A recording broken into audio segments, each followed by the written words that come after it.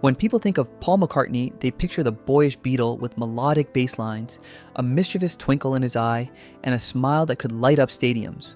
But behind that charm lies a man with strong opinions and an unflinching ear for music. McCartney has always known exactly what he likes and what he doesn't. And over the decades, that clarity has led to private conflicts with some of the biggest names in the industry. The Beatles versus the Rolling Stones is often remembered as a friendly rivalry, two legendary bands pushing each other to greatness.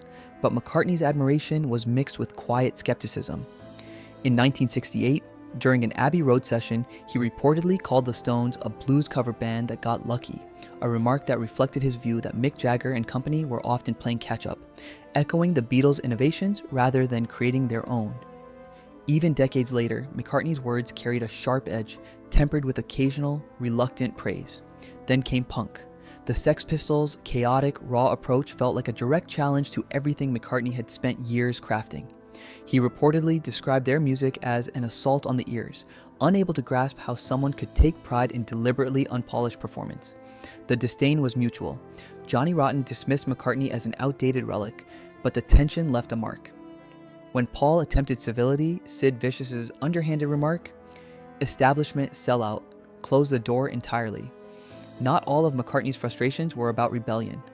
Oasis, who idolized the Beatles in the 1990s, embodied imitation that bordered on arrogance.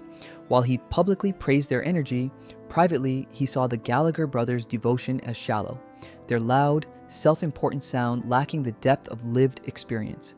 They weren't honoring the Beatles. They were chasing a legacy they hadn't earned. Even more superficially, McCartney bristled at the Monkees, who he saw as actors packaged as a band, and the Bee Gees, whose disco dominance overshadowed his own chart success in the late 70s. Both groups, in very different ways, felt like shortcuts to fame, lacking the hard-won artistry McCartney valued. Yet the most complicated rivalry was with the Beach Boys. Paul admired Brian Wilson's pet sound so intensely it inspired Sgt. Pepper, but admiration soon mingled with irritation. When Wilson struggled with Smile, Paul reportedly lost patience, valuing perseverance over vulnerability. Even decades later, his praise came with subtle limitations, as if acknowledging Wilson's genius meant admitting someone else helped shape the Beatles' sound. Through these relationships, a clear pattern emerges. Paul McCartney respects talent, but he demands authenticity, craft, and originality. Bands who rebelled, imitated, or overshadowed him triggered a protective streak over the music he helped define.